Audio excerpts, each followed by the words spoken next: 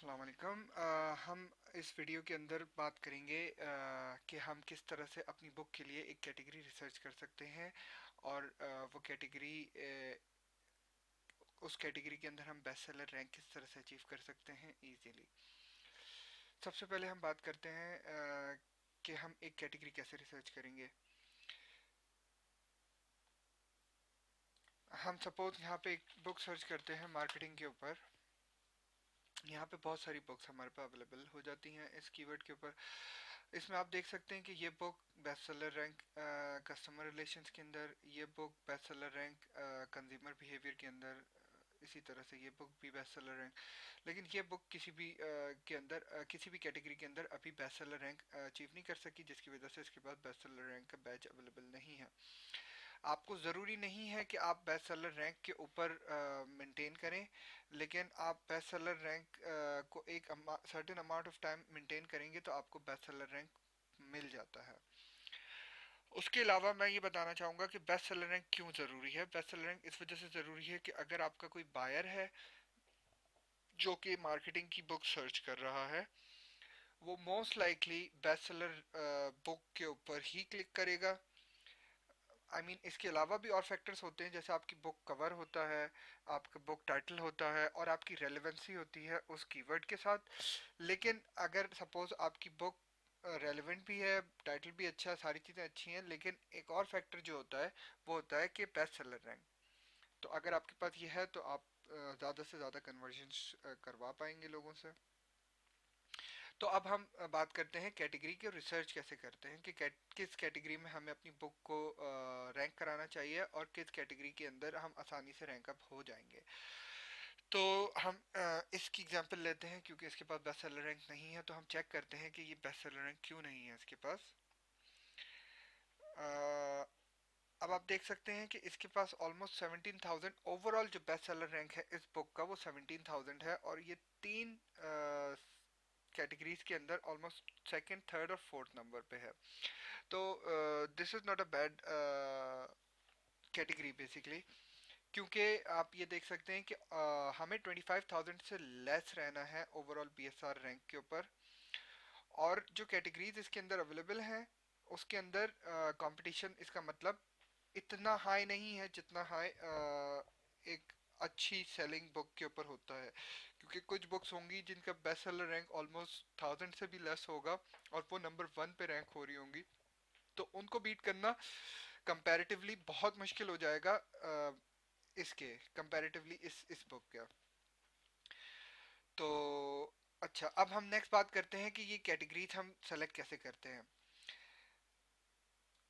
हम ये कैटेगरीज जब हम बुक अपनी पोस्ट कर रहे होंगे यहाँ पे किंडल पे, तो यहाँ पे हम कैटेगरीज सेलेक्ट कर सकते हैं। यहाँ पे बहुत सारी इन्होंने कैटेगरीज दी हुई हैं जो कि अवेलेबल है हमारे पास। हम इनको सेलेक्ट कर सकते हैं कि हमने सपोज यहाँ पे जो भी कैटेगरी सर्च करी अपनी, वो कैटेगरी हम यहाँ पे सेलेक्ट कर सकते हैं।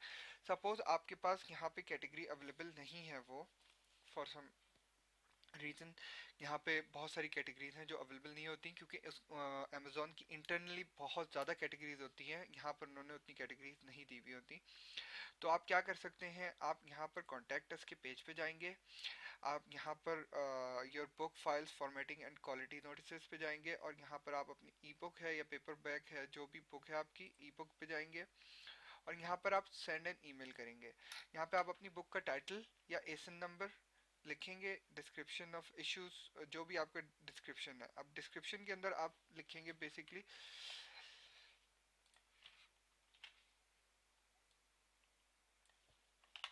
कि मेरी बुक का जो भी टाइटल है और उसकी जो भी कैटेगरी आपने रिसर्च करी है। सपोज आपकी ये कैटेगरी है, आप जिस इस कैटेगरी के अंदर अपनी बुक को रैंक कराना चाह रहे हैं, लेकिन आपकी बुक जो है वो उस कैटेगरी के अंदर नहीं है। सपोज ये जैसे मेरी बुक है, ये बुक उस कैटेगरी के अंदर नहीं रैंक हुई हुई। वैसे तो मुझे इस बुक को उस कैटेगरी के अंदर रैंक नहीं कराना, लेकिन सपोज अगर मुझे कराना होगा तो मुझे इसकी कैटेगरी कैसे पता चलेगी। मैं इस कैटेगरी को ओपन करूंगा और मुझे यहाँ पे जैसे लेफ्ट साइड पे आपको कैटेगरीज दिख रही होंगी, तो जो हाईलाइटेड कैटेगरी है ये वाली, इस कैटेगरी के अंदर हम अपनी बुक को रैंक कराना चाह रहे हैं। तो हमें किस तरह पता चलेगा, ये है बुक्स के अंदर कंप्यूटर टेक्नोलॉजी के अंदर सर्च इंजन ऑप्टिमाइजेशन, हम यहाँ पे आके सर्च करेंगे बुक्स के अंदर। कंप्यूटर्स के अंदर क्या थी वो, कंप्यूटर्स के अंदर, कंप्यूटर एंड टेक्नोलॉजी के अंदर।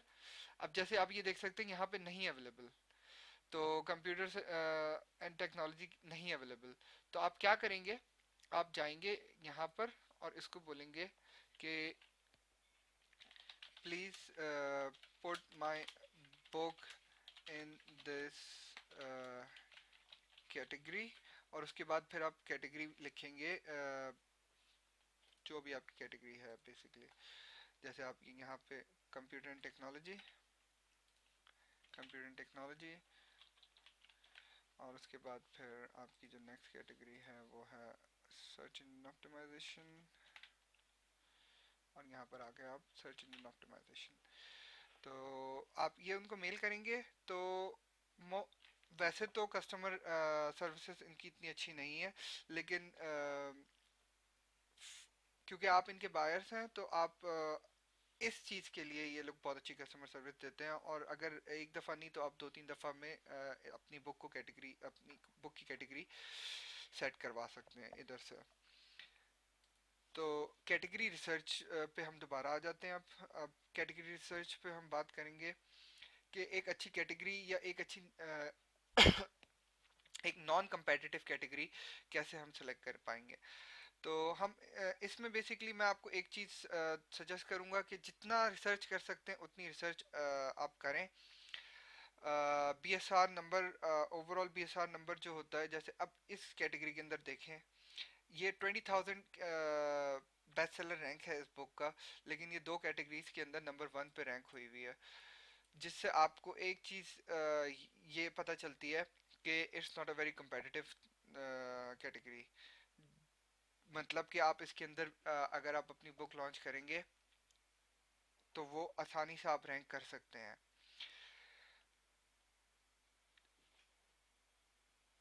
और इसके अलावा आप बस अपनी उसी कैटेगरी के अंदर जिसके अंदर ये नंबर 1 पे आई है, आप उसी कैटेगरी के अंदर नंबर 2, नंबर 3, नंबर 4 भी देखें कि इनकी क्या रैंकिंग है, ये किस कैटेगरीज के अंदर रैंक हो रही हैं।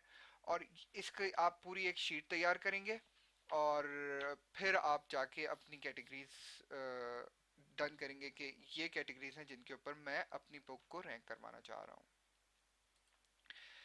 नेक्स्ट वीडियो में हम हीलियम 10 के ऊपर बात करेंगे, और उसके ऊपर डिटेल में हम नेक्स्ट वीडियो में बात करते हैं आपसे।